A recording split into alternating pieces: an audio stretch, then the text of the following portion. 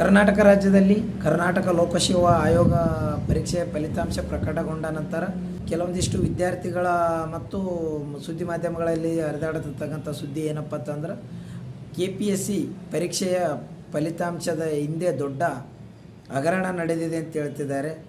ಅದು ಏನು ಹಗರಣ ನಡೆದಿದೆ, ಯಾವ ರೀತಿ, ಇನ್ನೂ ಯಾವುದೇ ರೀತಿ ಸಾಕ್ಷಿ ದಾಖಲೆಗಳು ಪುರಾವೆಗಳು ಕೂಡ ಸಿಕ್ಕಿಲ್ಲ. ಈ ಒಂದೇ ಕೊಠಡಿಯಲ್ಲಿ ಒಂದೇ ತರಗತಿಯಲ್ಲಿ ಅಂತಂದ್ರೆ 15 ವಿದ್ಯಾರ್ಥಿಗಳು ಪಾಸಾಗಿದ್ದಾರೆ ಅಂತ ಹೇಳ್ತಾ ಇದ್ದಾರೆ. ಇಂಥ ಒಂದೇ ಕುಟುಂಬದ 4 ಜನ ಪಾಸಾಗಿದ್ದಾರೆ ಅಂತ ಹೇಳ್ತಾ ಇದ್ದಾರೆ.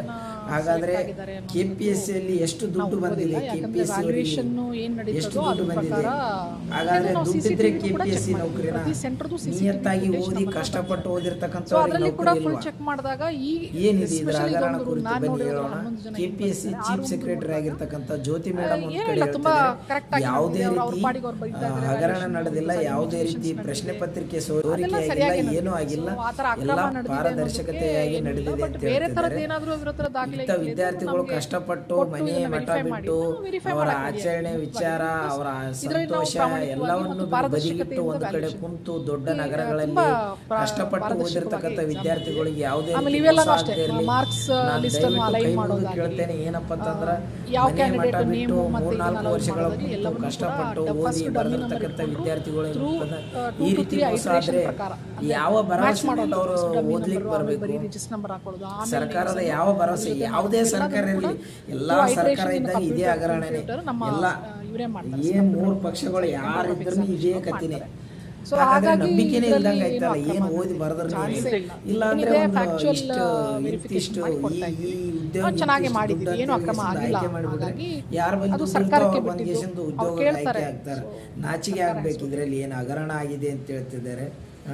ಒಂದೇ ನೋಡಿ, ಇಲ್ಲಿ ಒಂದೇ ತರಗತಿಯಲ್ಲಿ ಇರೋದು, ಇಲ್ಲೇ ಗೊತ್ತಾಗತ್ತಲ್ಲ ನೋಡಿ ರಿಜಿಸ್ಟರ್ ಯಾವ ರೀತಿ ಸೀರಿಯಲ್ ಪ್ರಕಾರವಾಗಿ ಬರ್ತಾರೆ. ಹಾಗಾದ್ರೆ ಏನ್ ನಡೆದೇ ತಗೊಂಡಿದ್ದಾರೆ, ಆದ್ರೂ ಕೂಡ ಈ ರೀತಿ ಆಗ್ತದೆ ಅಂತ ಅಂದಾಗ ಸ್ಪೆಸಿಫಿಕ್ ಆಗಿ ಯಾರು ಅದರಲ್ಲಿ ಹೊಣೆ ತಗೋಬೇಕಲ್ಲ, ಯಾರಾದ್ರೂ ಸೆಕ್ರೆಟರಿನೋ ಚೇರ್ಮನ್ನೋ ಯಾರಾದ್ರೂ ಹೊಣೆ ತಗೋಬೇಕಾಗುತ್ತೆ. ಅದರಿಂದ ಅದನ್ನ ಸರಿಪಡಿಸೋದು ಆದಷ್ಟು ಶೀಘ್ರವಾಗಿ ಉತ್ತಮ ಅಂತ ಅನಿಸುತ್ತೆ. ಯಾಕೆಂದರೆ ನಾವೀಗ 56,000 ಜನ ರೆಕ್ರೂಟ್ಮೆಂಟ್ ಮಾಡೋದಕ್ಕೆ ಹೊರಟಿದ್ದೇವೆ. 56,000 ಜನ ರೆಕ್ರೂಟ್ಮೆಂಟ್ ಮಾಡೋದು ಕೆಲವು KEA ಹೋಗುತ್ತೆ, ಕೆಲವು KPSCಗೆ ಹೋಗುತ್ತೆ. ಈ ಸಂದರ್ಭದಲ್ಲಿ ಈ ಗೊಂದಲಗಳು ಆಗಬಾರ್ದು ಮತ್ತು ನ್ಯಾಯಯುತವಾಗಿ ಟ್ರಾನ್ಸ್ಪರೆಂಟ್ ಆಗಿ ಆಗಬೇಕು. ಈಗಾದರೆ ಕಷ್ಟಪಟ್ಟು ಓದಿರ್ತಕ್ಕಂಥ ಬಡ ವಿದ್ಯಾರ್ಥಿಗಳಿಗೆ ಅನ್ಯಾಯ ಆಗುತ್ತದೆ. ದುಡ್ಡಿದ್ದವರೇ ಎಲ್ಲನೂ ನೌಕರಿ ತೊಗೊಂಡ್ರೆ ಕಷ್ಟಪಟ್ಟು ಓದಿದವ್ರು ಎಲ್ಲಿಗೆ ಹೋಗಬೇಕು? ಇದರ ಬಗ್ಗೆ ಸೂಕ್ತ ಕ್ರಮ ಕೈಗೊಳ್ಳಬೇಕು. ಯಾವುದೇ ರೀತಿ ವಿದ್ಯಾರ್ಥಿಗಳಿಗೆ ಅನ್ಯಾಯ ಆಗದೇ ಇರಲಿ.